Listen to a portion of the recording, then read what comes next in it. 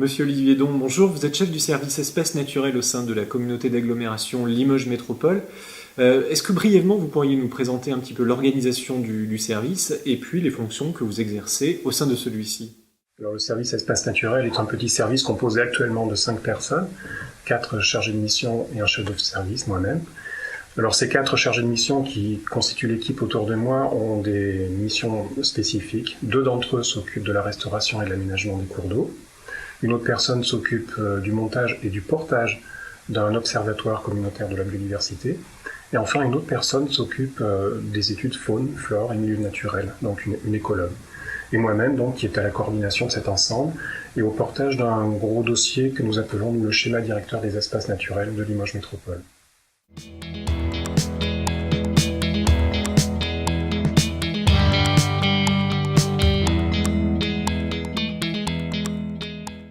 Monsieur Don, pourriez-vous nous expliquer maintenant de quelle manière les missions du service que vous dirigez s'articulent avec les compétences de la communauté d'agglomération Limoges Métropole?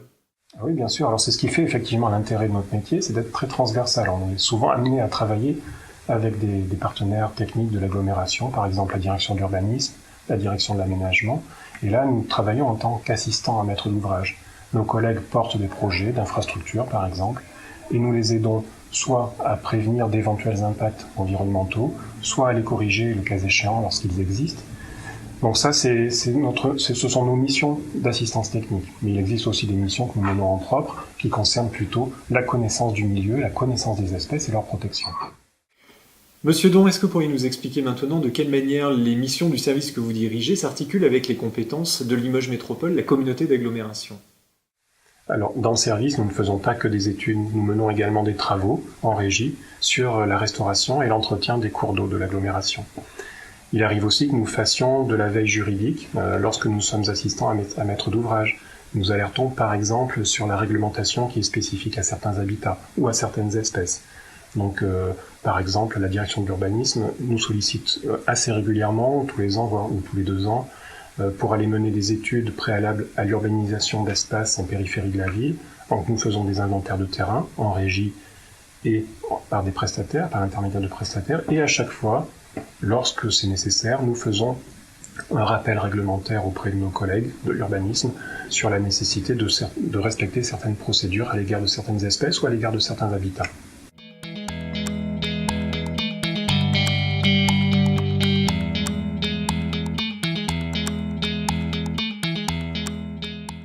Monsieur Don, au-delà des seuls emplois qui sont portés par des services analogues aux vôtres, pourriez-vous nous expliquer où se situent les métiers liés au développement durable dans les collectivités territoriales? Je dirais qu'ils sont presque partout.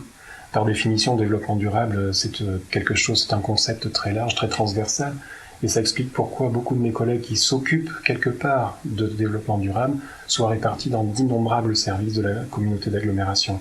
Ce sont quand même essentiellement des services techniques, mais pas exclusivement. On peut en trouver par exemple à la direction de l'assainissement, à la direction de l'eau, à la direction des infrastructures routières aussi, puisqu'il existe une personne chargée spécifiquement de la gestion, de la réduction de l'usage des pesticides auprès de mes collègues de la voirie.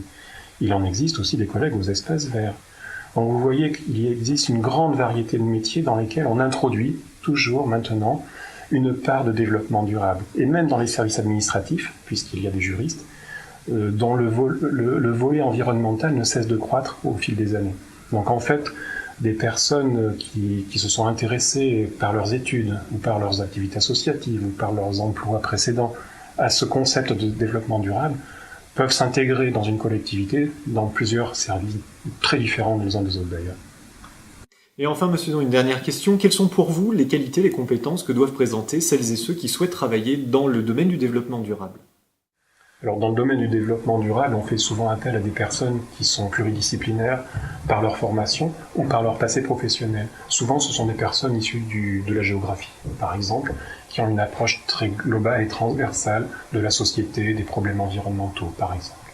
Mais pas uniquement. Il existe aussi des juristes qui se sont formés au droit de l'environnement et au développement durable en général. Il existe aussi des techniciens qui sont plutôt issus soit par exemple des filières traitement de l'eau, traitement des déchets, et des techniciens issus évidemment, et là ce sont les techniciens qui m'intéressent pour mon service, issus de l'écologie, scientifique je parle.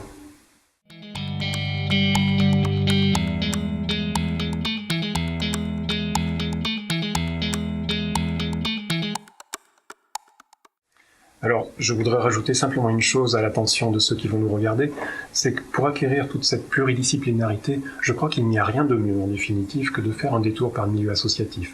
Je m'excuse de devoir prendre mon exemple personnel, mais c'est vrai que j'ai passé 12 ans, par exemple, en tant que salarié du milieu associatif, et je crois que c'est là où j'ai presque tout appris. Je crois que dans le milieu associatif, on apprend à se débrouiller, on apprend à jouer autant avec les subventions, donc dans le domaine administratif, à jouer aussi avec la veille juridique, mais à jouer évidemment aussi avec les aspects techniques de notre métier. Et donc on apprend à se débrouiller, on apprend à mener des projets de A à B. C'est l'alpha et l'oméga en quelque sorte, le milieu associatif.